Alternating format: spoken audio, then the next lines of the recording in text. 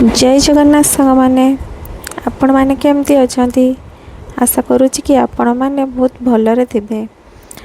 तो आज भिडटी झील पाखर ही स्टार्ट हो बाबा ये ड्यूटी पलि जाते आज आ सका मुझे भी वीडियो शूट करी नथिली। तो आज जेहेतु गुरुवार सका काम भी बहुत किसी थिला काम सरला पर से ड्यूटी पलैले। तो मुझे झील पाख पलि आसती उठेबाई। तो जानी थे छोट छुआर तो नीतिदिनिया ये सब टिके टाइम लगे। तो मुझे ये खुआई काम सारीदेला मुझे मो काम जहाँ करी।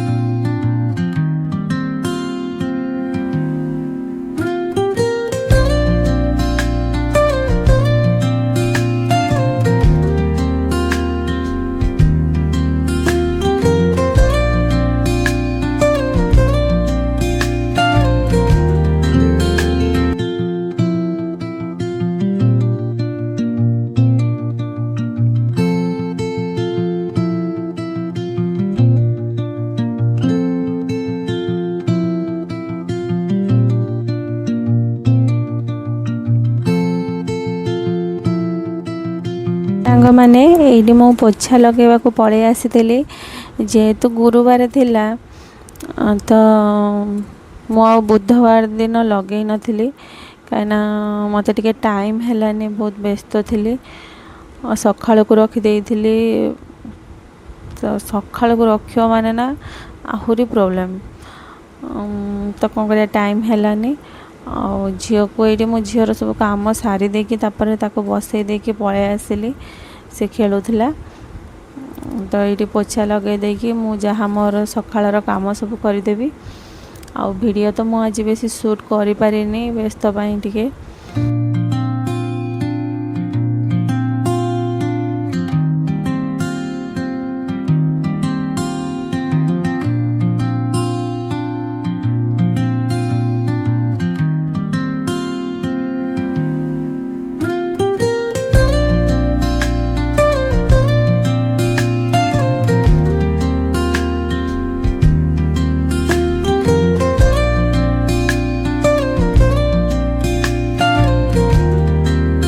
सांग मैंने मुझे ठाकुर पूजा सारिकी पलि आसी झील को गाधे दबा को।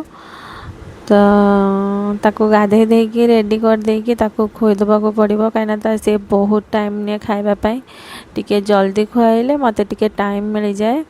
तो ये आफ्टरनून टाइम रे एते वर्षा जोर होउथिला। तो मुझे आपण मानक देखो आपण देखु जानी वीडियो रे केमती आसुथिबो किंतु बहुत जोर वर्षा होतला।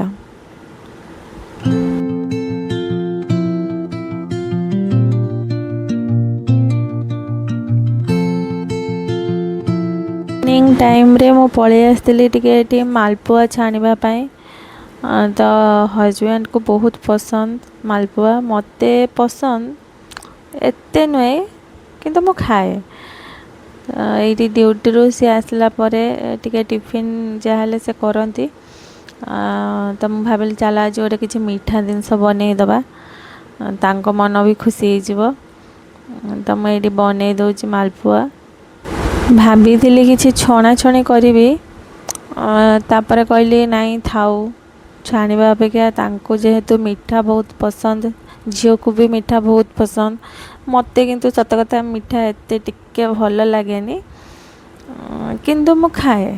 तो मु कहले हो बनई दबा।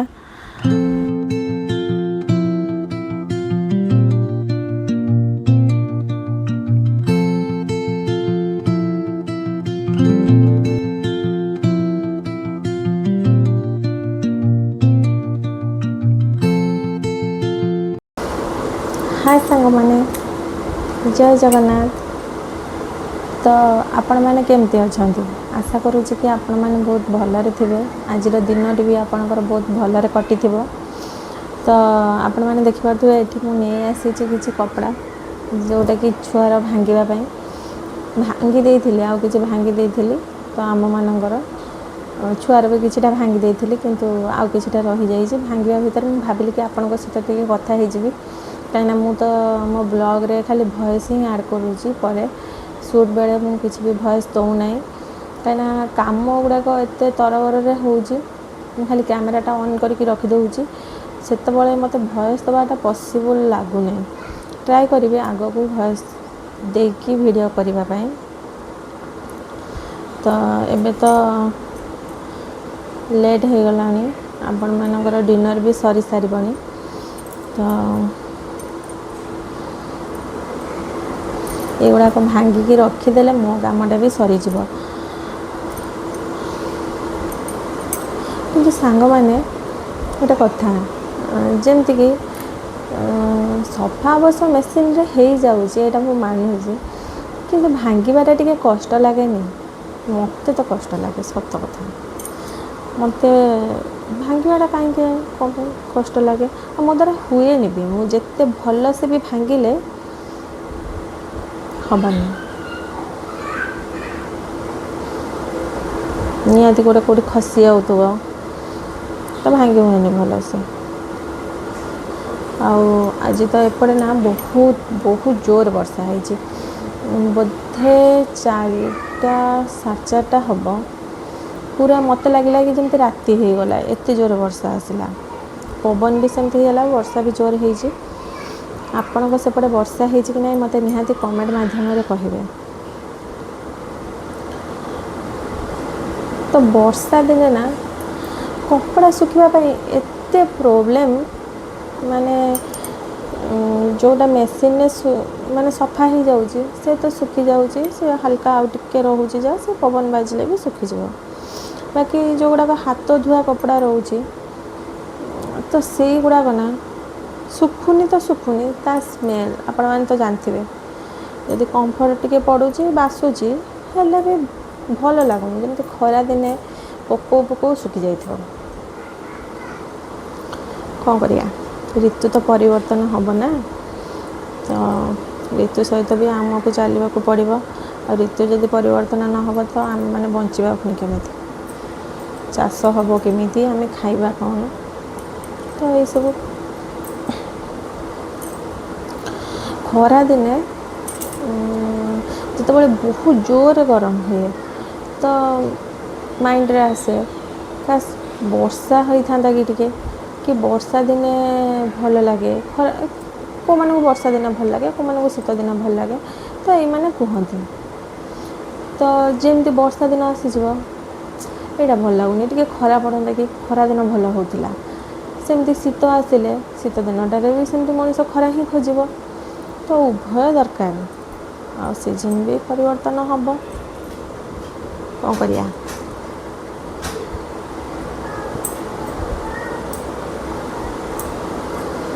ତ ଆଜି ମୁଁ ଏଇଠି ଭାଙ୍ଗିଲା ଭିତରେ ଭାବିଲି ଆପଣଙ୍କ ସହିତ ଟିକେ କଥା ହେଇଯିବି, କାହିଁକିନା ଯେହେତୁ ଭଏସ୍ ବାଲା ଭିଡ଼ିଓ ମୁଁ ଏତେ ବନେଇ ପାରୁନି, ତ ସେଥିପାଇଁ ଭାଙ୍ଗିବି, ପ୍ଲସ୍ ଆପଣଙ୍କ ସହିତ ଟିକେ କଥା ବି ହେଇଯିବି। ତ ମୁଁ ଗୋଟେ କଥା କହୁଛି, ମୁଁ ତ ଏବେ ଆଗରୁ ତ ଭିଡ଼ିଓ ମୁଁ ବନାଉଥିଲି, କିନ୍ତୁ କଣ୍ଟିନ୍ୟୁ କରୁନଥିଲି। ଡେଲି ମୁଁ ବ୍ଲଗ୍ ଏମିତି କରୁନଥିଲି, ପକାଉନଥିଲି। ବାସ୍ ଯାଇଥିଲି କେଉଁଠି ଗୋଟେ ଦୁଇଟା ଜାଗାକୁ, ସେଇ ଭିଡ଼ିଓ ହିଁ ଯାହା ବୋଧେ ମୁଁ ପକାଇଛି। ତ ଏବେ ତ ମୁଁ ଜଷ୍ଟ ଷ୍ଟାର୍ଟ କଲି ଭିଡ଼ିଓ କାଲିଠାରୁ, କିନ୍ତୁ ମୁଁ ଜାଣିଛି ଯେମିତିକି ମୁଁ ଭଏସ୍ ଆଡ଼୍ କରିକି ଯେମିତି ଗୋଟେ ଭିଡ଼ିଓ ଯେମିତି ବନେଇବ, ଯେମିତି କଥା କହିବ, ଡାଇରେକ୍ଟ ସବୁ କିଛି ଦେଖେଇବ, ତ ସେମିତି ମୁଁ ଏ ଯାକେ କରିନି। ମୁଁ ଖାଲି କ୍ୟାମେରା ଅନ୍ କରି ରଖିଦେଉଛି, କିଛିଟା ସୁଟ୍ କରିଦେଉଛି, ବାକି ପରେ ଭିଡ଼ିଓ ଆଡ଼୍ କରିଦେଉଛି। ତ ମୋତେ ମାନେ ସେଇ ଟାଇମ୍ରେ ଭଏସ୍ ମାନେ କଥା କହିକି ଭିଡ଼ିଓ କରିବା ମୋତେ ଟିକେ ମୋ ପାଇଁ ତ ହେଉନାହିଁ। ଏବେ ଦେଖିବା, ଆଗକୁ ମୁଁ ଟ୍ରାଏ କରିବି ନିହାତି ସେମିତି ତ କରିବା ପାଇଁ, କାହିଁକିନା ସେମିତି କରିବାକୁ ହିଁ ତ ପଡ଼ିବ ନା। କ'ଣ କରିବା, ଛୁଆ କାମରେ ନା ଏତେ ତରବର ହେଇକି ସବୁ କାମ କରିବାକୁ ପଡ଼ୁଛି, ତ ହେଉନାହିଁ, ସେମିତି ହେଉନାହିଁ। ନିହାତି ଆଗକୁ ଚେଷ୍ଟା କରିବି। ଆଉ ହଁ, ମୋ ଭିଡ଼ିଓରେ ଆପଣମାନେ ନିହାତି ମୋତେ ଜଣେଇବେ କି ଏବେ ତ ମୁଁ ମାନୁଛି ଭଏସ୍ କହିବା ଟିକେ ସ୍ଲୋ ହେଉଛି, ଏତେ ସ୍ପିଡ଼ ମାନେ ଏତେ ଫାଷ୍ଟ ମୁଁ କହିପାରୁନାହିଁ। ଯେମିତିକି ଗୋଟେ ବ୍ଲଗ୍ ବନେଇଲେ ଫାଷ୍ଟ କୁହନ୍ତି, ସେମିତି ମୁଁ କହିପାରୁନି। ତାପରେ ଏଡ଼ିଟିଂରେ ନିହାତି କିଛି ନା କିଛି ମିଷ୍ଟେକ୍ ରହୁଥିବ, ଭଏସ୍ ହେଉ ଯାହା ବି ହେଉ କିଛି ନା କିଛି ତ କମି ରହୁଥିବ। ତ ଆପଣମାନେ ସେଇଟାକୁ ମୋତେ କମେଣ୍ଟ ମାଧ୍ୟମରେ କହିବେ, କାହିଁକିନା ଆପଣ ଭିଡ଼ିଓ ଦେଖୁଛନ୍ତି, ଆପଣ ଯଦି ମୋତେ ନ କହିବେ ତ ମୁଁ କେମିତି ଜାଣିବି କହୁନାହାନ୍ତି। ମୁଁ ଥୋଡ଼ି ନା ମୋ ନିଜ ଭିଡ଼ିଓରେ ମୁଁ କିଛି କହିପାରିବି, କେଉଁଠି ଭୁଲ ରହୁଛି ସେଇଟା ଆପଣମାନେ ହିଁ କହିପାରିବେ। ଆପଣମାନେ କହିଲେ ହିଁ ମୁଁ ସେଇଟାକୁ ସୁଧାରିବାକୁ ଚେଷ୍ଟା କରିବି।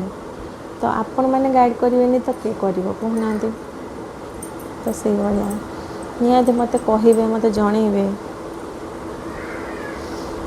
ଟିକେ ଟାଇମ୍ ଲାଗିବ, ହେଇଯିବ, ସବୁକିଛି ହେଇଯିବ, ଧୀରେ ଧୀରେ ଟାଇମ୍ ବି ମ୍ୟାନେଜ୍ ହେଇଯିବ। ମୁଁ ନିଜେ ଭିଡ଼ିଓଟା ଠିକ୍ସେ ବନେଇ ବି ପାରିବି। ଏବେ ଏତେ ମୁଁ ଟାଇମ୍ ଦେଇପାରୁନି ଏଇସବୁରେ, କାହିଁକିନା ମୋ ପାଇଁକି ଯେହେତୁ ଏସବୁ ନୂଆ, ତ ଏତେ ସହଜ ମୋତେ ହେଉନାହିଁ। ଦେଖିବା ହେଇଯିବ ଧୀରେ ଧୀରେ। ସମସ୍ତେ ଏଇ ପ୍ରଥମ ଷ୍ଟେଜ୍ରେ ସମସ୍ତେ ଏଇଟା ଫେସ୍ କରିଥିବେ। କ୍ୟାମେରା ସାମ୍ନାକୁ ଆସିବା, କଥା କହିବା, ସବୁକିଛି ସେୟାର କରିବା, ତ ଏଇଟା ଏତେ ଇଜି ବି ନୁହେଁ। ମୁଁ ତ କହିବି ଯେଉଁମାନେ ବି ବ୍ଲଗିଂ କରୁଛନ୍ତି ସେମାନଙ୍କୁ ତ ଦିଲ୍ ସେ ସ୍ୟାଲୁଟ୍, କାହିଁକିନା ଏଇସବୁ ସତରେ ବହୁତ କଷ୍ଟ। ମୁଁ ବି ଦିନେ ଭାବୁଥିଲି କି ହଁ, କ୍ୟାମେରା ଏମିତି ଫୋନ୍ ଧରି ଦେଉଛନ୍ତି, ଭିଡ଼ିଓ ବନେଇ ଦେଉଛନ୍ତି କି ଅପଲୋଡ଼ କରିଦେଉଛନ୍ତି, ଆକ୍ଚୁଆଲିରେ ସତରେ ବହୁତ କଷ୍ଟ। ଏବେ ମୁଁ ସେଇଟା ରିଏଲାଇଜ୍ କରିପାରୁଛି। କୁହନ୍ତିନି ନା ଯେଉଁ କ'ଣ ଓଡ଼ିଆ ଢଗ ତ ମୋର ମନେ ରୁହେନି, ସତ କଥା, କଥାରେ ତ କେତେ କଥା ଅଛି। ସେଇଭଳିଆ ଆଉ ଯେତେବେଳେ ନିଜେ ସେଗୁଡ଼ାକ କରିବ ନା, ଅଟୋମେଟିକ୍ ସବୁକିଛି ନିଜେ ଜାଣିବ।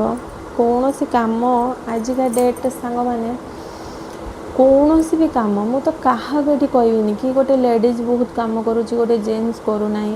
ମୁଁ ବି ଯେମିତି ଘରେ ବିଜି ରହୁଛି, ଛୁଆକୁ ସମ୍ଭାଳୁଛି, ସବୁ କାମ କରୁଛି ନା, ସେମିତି ମୋ ହଜବେଣ୍ଡ ବି ସେମିତି, ସିଏ ଯାଉଛନ୍ତି, ସିଏ ବି ସେଇ କାମ କରୁଛନ୍ତି। କାମ ନ କଲେ କେମିତି ହେବ?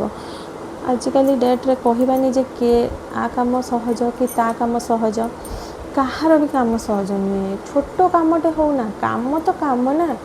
ତ ସେଇଆ, ସବୁ କାମ ନା କଷ୍ଟ। କେଉଁ କାମ ସହଜ କହୁନାହାନ୍ତି? କିଛି ବି ସହଜ ନୁହେଁ।